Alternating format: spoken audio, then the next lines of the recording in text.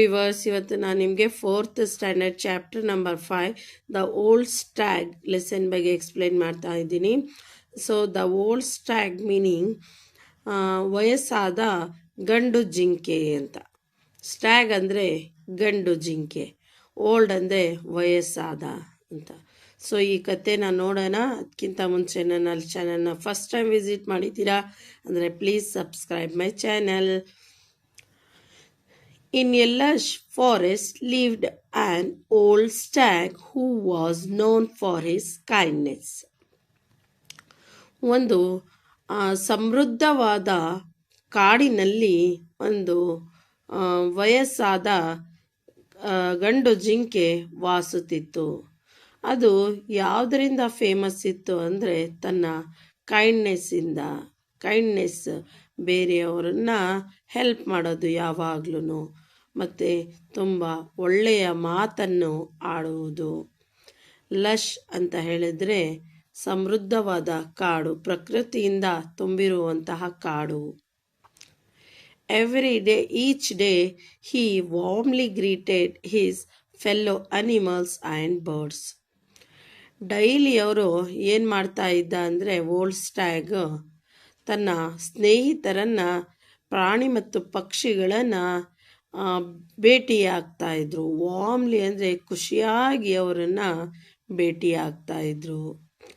ದೋ the forest offered plenty of food, the stag prefer staying on a small hillock with tender grass. ಆ ಕಾಡಿನಲ್ಲಿ ಬೇಕಾದಷ್ಟು ಹಲವಾರು ಆಹಾರ ಇತ್ತು. ಆದರೂ ಕೂಡ ಆ ವಯಸ್ಸಿನ ಗಂಡು ಜಿಂಕೆ ಯಾವಾಗಲೂ ಒಂದು ಸ್ಮಾಲ್ ಹಿಲ್ಲಾಕ್ ಮೇಲೆ ಬಂದಿರುವಂತಹ, ಹಿಲ್ಲಾಕ್ ಅಂದರೆ ಚಿಕ್ಕ ಬೆಟ್ಟ. ಹಿಲ್ಲಾಕ್ ಅಂದರೆ ಏನು, ಒಂದು ಚಿಕ್ಕ ಬೆಟ್ಟದ ಮೇಲೆ ಇರುವಂತಹ ಜ್ಯೂಸಿ ಮತ್ತು ಟೆಂಡರ್ ಅಂದರೆ ಮೃದುವಾದ ಹುಲ್ಲನ್ನು ತಿನ್ನುವುದಕ್ಕೆ ಇಷ್ಟವಾಗುತ್ತಿತ್ತು. The hillock was covered in a soft green grass which the old stag enjoyed. ಆ ಚಿಕ್ಕ ಬೆಟ್ಟದ ಮೇಲೆ ಒಂದು ಮೃದುವಾದ ಹಸಿರು ಹುಲ್ಲುಗಳು ಬೆಳೆದಿದ್ದವು. ಅದನ್ನು ಆ ಗಂಡು ಜಿಂಕೆ ತಿನ್ನುವುದನ್ನು ಇಷ್ಟಪಡುತ್ತಿತ್ತು. Every day he would come down to meet his friends and all animals, birds loved him. ಅದು ಡೈಲಿ ಏನು ಮಾಡ್ತಾ ಇತ್ತು, ಕೆಳಗಡೆ ಆ ಹಿಲ್ಲಾಕಿಂದ, ಆ ಚಿಕ್ಕ ಬೆಟ್ಟದಿಂದ ಕೆಳಗಡೆ ಇಳಿದು ಬಂದು ಅವನ ಪಕ್ಷಿ ಪ್ರಾಣಿಗಳ ಇರುವಂತಹ ಫ್ರೆಂಡ್ಸಿಗೆ ಭೇಟಿಯಾಗಿ ಹೋಗುತ್ತಾ ಇತ್ತು. ಆ ಎಲ್ಲ ಫ್ರೆಂಡ್ಸ್ ಕೂಡ ಆ ಓಲ್ಡ್ ಸ್ಟ್ಯಾಗ್ಗೆ ತುಂಬ ಪ್ರೀತಿಯನ್ನು ಮಾಡುತ್ತಾ ಇದ್ರು. One day the stag fell ill. ಒಂದು ದಿನ ಆ ಗಂಡು ಜಿಂಕೆಗೆ ಆರೋಗ್ಯ ಸರಿ ಇರಲಿಲ್ಲ. He struggle to reach the hillock. ಅವನಿಗೆ ಮೇಲ್ಗಡೆ ಹೋಗುವುದಕ್ಕೆ, ಹಿಲ್ಲಾಕ್ ಬೆಟ್ಟದ ಮೇಲೆ ಹೋಗುವುದಕ್ಕೆ ಕಷ್ಟವಾಗುತ್ತಿತ್ತು. The stag knew that fresh healthy food and proper rest would help him to get well soon. So he ate the tender grass and decided to rest for a while. ಅವನಿಗೆ ಗೊತ್ತಿತ್ತು, ನಾನು fresh ಆದಂತಹ ಅಲ್ಲಿ healthy, ಆರೋಗ್ಯಕರ, ಪೌಷ್ಟಿಕಾಂಶ ಮತ್ತು ಫುಡ್ಡನ್ನು, ಗ್ರಾಸನ್ನ, ಹುಲ್ಲುಗಳನ್ನು ತಿಂದರೆ ನಾನು ಬೇಗ ಹುಷಾರಾಗ್ತೀನಿ ಅಂತ ಗೊತ್ತಿತ್ತು. ಅದಕ್ಕೆ ಅದು ಡಿಸೈಡ್ ಮಾಡಿತು, ನಾನು ಹಿಲ್ಲಾಕ್ ಮೇಲೆ, ಚಿಕ್ಕ ಬೆಟ್ಟದ ಮೇಲೆ ಹೋಗಿ ಅಲ್ಲಿಯೇ ರೆಸ್ಟ್ ಮಾಡೋಣ ಅಂತ. The old stag could not go down the hillock to greet his friends. ಆವಾಗ ಏನಾಯಿತು, ಆ ಗಂಡು ಜಿಂಕೆ ಮೇಲ್ಗಡೆ, ಹಿಲ್ಲಾಕ್ ಮೇಲ್ಗಡೆನೆ ಇರುವುದನ್ನು ಸ್ಟಾರ್ಟ್ ಮಾಡಿತ್ತು. ಬೆಟ್ಟದ ಕೆಳಗಡೆ ಬಂದಿಲ್ಲ ತನ್ನ ಫ್ರೆಂಡ್ಸಿಗೆ ಮೀಟ್ ಮಾಡೋಕ್ಕೆ. His friends var varied. ಆವಾಗ ಅವನ ಫ್ರೆಂಡ್ಸ್, ಅನಿಮಲ್ಸ್ ಇದ್ರಲ್ಲ, ಪ್ರಾಣಿ ಪಕ್ಷಿಗಳು, ಅವರಿಗೆ ಚಿಂತೆವಾಯಿತು. ವರೀಡ್ ಅಂದರೆ ಚಿಂತೆ. When they learned that the stag was unwell, they came to check on him. ಅವರಿಗೆ ಗೊತ್ತಾಯಿತು, ಓಲ್ಡ್ ಸ್ಟ್ಯಾಗ್, ಗಂಡು ಜಿಂಕೆ, ವಯಸ್ಸಾದ ಗಂಡು ಜಿಂಕೆ ಕಾಯಿಲೆ ಬಿದ್ದಿದೆ. ಸೊ ಅದಕ್ಕೆ ನಾವೆಲ್ಲ ಹೋಗಿ ನೋಡೋಣ ಅಂತ ಹೋದರು. Dear stag how are you ask the deer. ಅಲ್ಲಿ ಒಂದು ಜಿಂಕೆ ಆ ಓಲ್ಡ್ ಸ್ಟ್ಯಾಗ್ನ ಗಂಡು ಜಿಂಕೆನ ಕೇಳಿತು, ನೀನು ಪ್ರೀತಿಯ ಆತ್ಮೀಯ ಸ್ನೇಹಿತೆ ಹೇಗಿದೀಯಾ ಅಂತ. Too weak to come down and meet you all replied the ಸ್ಟಾಗ್.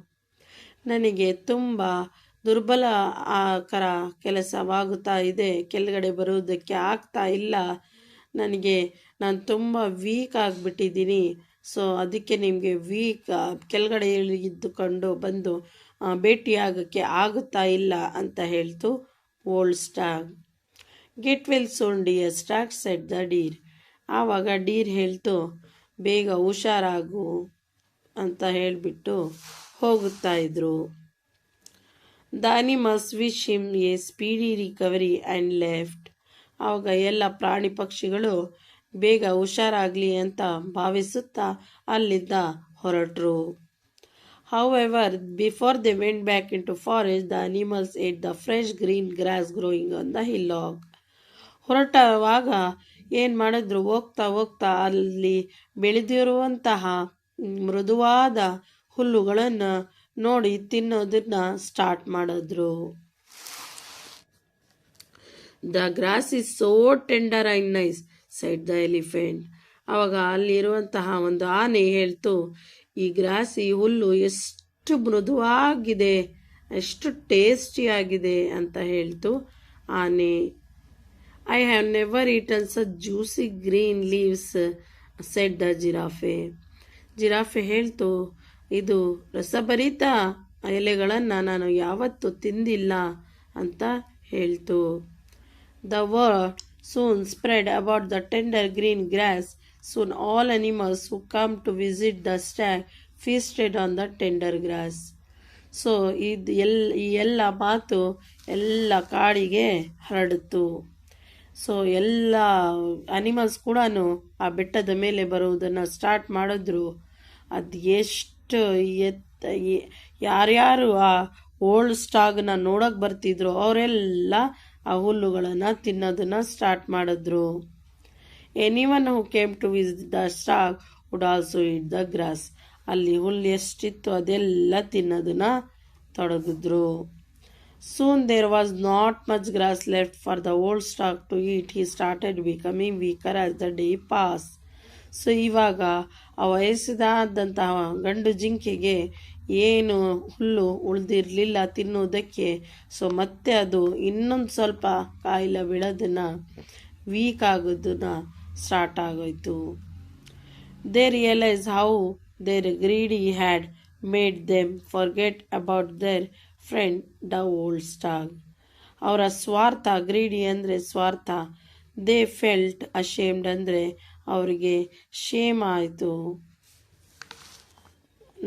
ಆವಾಗ ಗ್ರೀಡಿ, ನಮ್ಮ ಸ್ವಾರ್ಥ ನಮಗೆ, ನನ್ನ ಫ್ರೆಂಡ್ಸ್ಗೆ ಎಷ್ಟು ಕಷ್ಟ ಕೊಡ್ತಾ ಇದೆ, ಒಂದು ಹೆಲ್ತ್ ಆರೋಗ್ಯ ಹಾಳಾಗ್ತಾ ಇದೆ, ಅವ್ರಿಗೆ ನಾವು ಗ್ರಾಸೇ ಬಿಟ್ಟಿಲ್ಲ ತಿನ್ನೋದಕ್ಕೆ ಹುಲ್ಲನ್ನ ಅಂತ ಫ್ರೆಂಡ್ಸ್ಗೆ ಎಲ್ಲ ಅನಿಮಲ್ಸ್ಗೂ ಚಿಂತೆವಾಯಿತು, ಎಲ್ಲಗೆ ಗೊತ್ತಾಯಿತು. They understand that not much grass was left for the stag to eat and recover. The animal decided to find the food elsewhere in the forest. So ಇವಾಗ ಯಾರಿಗೂ ಅದಕ್ಕೆ ಹುಲ್ಲು ಉಳಿದಿಲ್ವಲ್ಲ ಅಂತ ಹೇಳಿಬಿಟ್ಟು ಈ ಬರ್ಡ್ಸ್ ಅನಿಮಲ್ಸ್ ಆ ಸ್ಟ್ಯಾಗನ್ನ ಏನಾದರೂ ಮಾಡಿ ಬೇರೆ ಕಡೆಯಿಂದ ಆದ್ರೂ ಹುಲ್ಲನ್ನ ತಂದು ಕೊಡೋಣ ಫಾರೆಸ್ಟಲ್ಲಿ ಅಂತ ಹೇಳಿಬಿಟ್ಟು ಡಿಸೈಡ್ ಮಾಡಿದ್ರು. Forest and not disturb the hillock. ಇವಾಗ ಹಿಲ್ಲಾಕ್ ಮೇಲೆ ಹೋಗಿ ಅವನಿಗೆ ಡಿಸ್ಟರ್ಬ್ ಮಾಡೋದು ಬೇಡ ಅಂತ ಹೇಳಿದ್ರು. Some of them also brought fresh leaf for their friend. ಕೆಲವರು ಫ್ರೆಂಡ್ಸ್ ಅನಿಮಲ್ಸ್ ಏನು ಮಾಡಿದ್ರು, ಫ್ರೆಶ್ ಲೀವ್ಸ್ ಕೂಡ ತಂದು ಅವನಿಗೆ ಕೊಟ್ಟು ಹೋದರು. It rained well that week. ಆ ವಾರ ಮಳೆಯಾಯಿತು. The grass soon grew back and the old stag had enough food once again. ಆವಾಗ ಮತ್ತೆ ಅಲ್ಲಿ ಬೆಟ್ಟದ ಮೇಲೆ ಫ್ರೆಶ್ ಆಗಿರುವಂತಹ ಹುಲ್ಲುಗಳು ಬೆಳೆಯಿತು. Slowly the old stag recover from the illness. ಅದನ್ನ ಆರೋಗ್ಯ ಚೆನ್ನಾಗಾಯಿತು ಆ ಓಲ್ಡ್ ಸ್ಟಾಗ್ನ ತಿಂದು. The animals learn the most important lesson. ಆವಾಗ ಪ್ರಾಣಿಗಳಿಗೆ ಒಂದು ಪಾಠವನ್ನು ಗೊತ್ತಾಯಿತು. ಏನು ಅದು ಅಂದರೆ, nature has enough for everybody but we need to use it resources wisely. So nature, ಪ್ರಕೃತಿ ಅನ್ನೋದು ಎಲ್ಲದನ್ನು ಕೊಟ್ಟಿದೆ, ಎಲ್ಲರಿಗೂ ಕೊಟ್ಟಿದೆ. ಬಟ್ ಅದನ್ನು ನಾವು ಯಾವ ಥರ ಯೂಸ್ ಮಾಡಬೇಕು, ಜಾಣ್ಮೆಯಿಂದ ಯೂಸ್ ಮಾಡಬೇಕು ಆ ರಿಸೋರ್ಸಸ್ಸನ್ನು ಅಂತ ನಮಗೆ ಗೊತ್ತಿರಬೇಕು ಅಂತ ಹೇಳ್ತಾ ಇದೆ. ಲಶ್ ಅಂದರೆ ಸಮೃದ್ಧವಾದ, ಸ್ಟ್ಯಾಗ್ ಅಂದರೆ ಗಂಡು ಜಿಂಕೆ, ಹಿಲ್ಲಾಕ್ ಅಂದರೆ ಚಿಕ್ಕ ಬೆಟ್ಟ, ಟೆಂಡರ್ ಅಂದರೆ ಮೃದುವಾದ, ಶೆಲ್ಟರಿಂಗ್ ಅಂದರೆ ಹೌಸ್ ಅಂದರೆ ಮನೆ, ರಿಕವರಿ ಅಂದರೆ ಬೇಗ ಹುಷಾರಾಗೋದು, ಆರೋಗ್ಯದಿಂದ ಅವರು ಹುಷಾರಾಗೋದು. So this is about the lesson. So please subscribe my channel.